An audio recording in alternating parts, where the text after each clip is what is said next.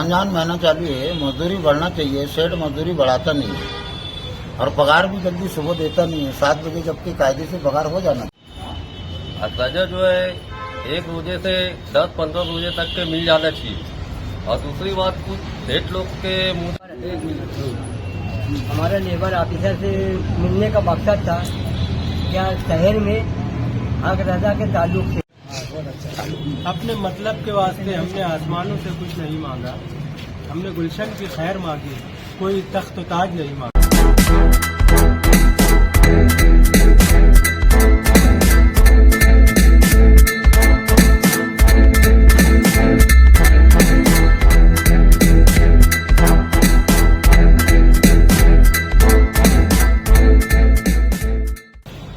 अस्सलाम वालेकुम।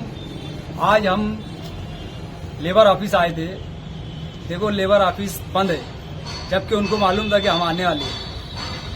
ऑफिस भी बंद करके चले जा रहे हैं। पता नहीं कितने दिन छुट्टी निकालते हैं। ऑफिस इस तरीके से हमारे शहर में है, लाखों की तादाद में मजदूर है, उसके बाद भी यहाँ पर ऑफिस खुली नहीं रहती, ऑफिसर रहता नहीं, तो कैसे चलेगा।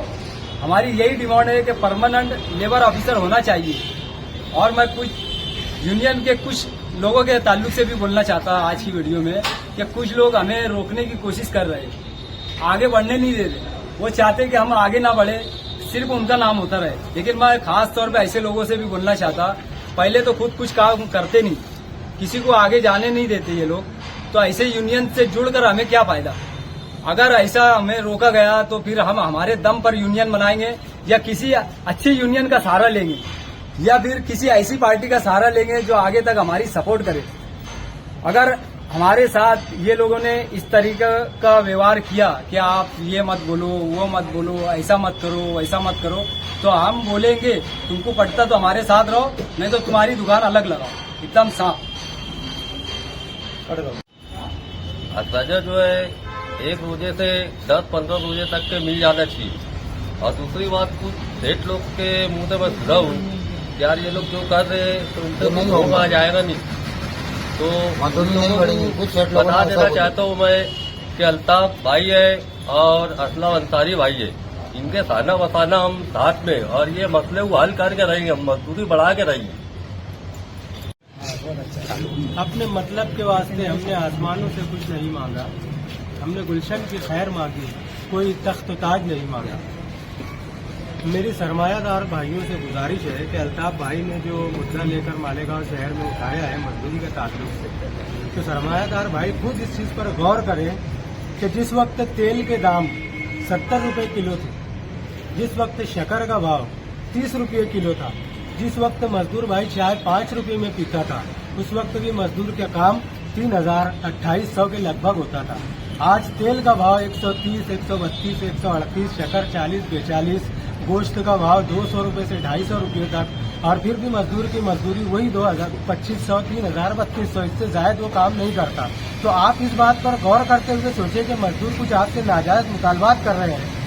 तो मेरी या सरमायादारों से मुअद्दिबाना गुजारिश है कि आप खुद कलमा को भाई है, तो आपसे मेरी गुजारिश है कि रमजान का महीना है, अल्लाह एक का 70 देगा, तो आप इस बात पर गौर करें रमजान के महीने में कि मजदूर की अगर आप मजदूरी बढ़ा देते तो उसके दिल से दुआ निकलेगी और अल्लाह ताला आपको इसका अज्र देगा। इतना ही बोल के मैं अपनी बात खत्म करता हूँ।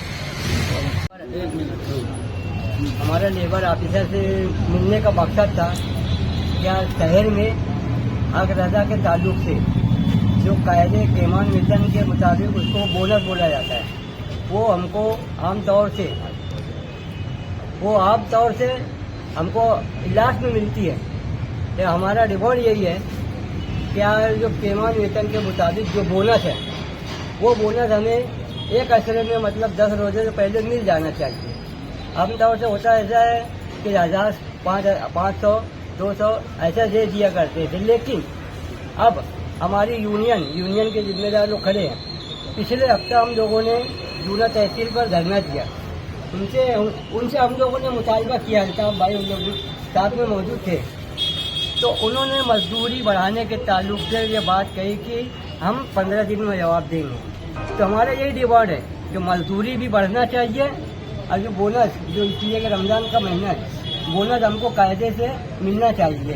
ताकि गरीब मजदूर आदमी कुछ सहूलत उसको हो सके, ऐसी सूरत में देना चाहिए।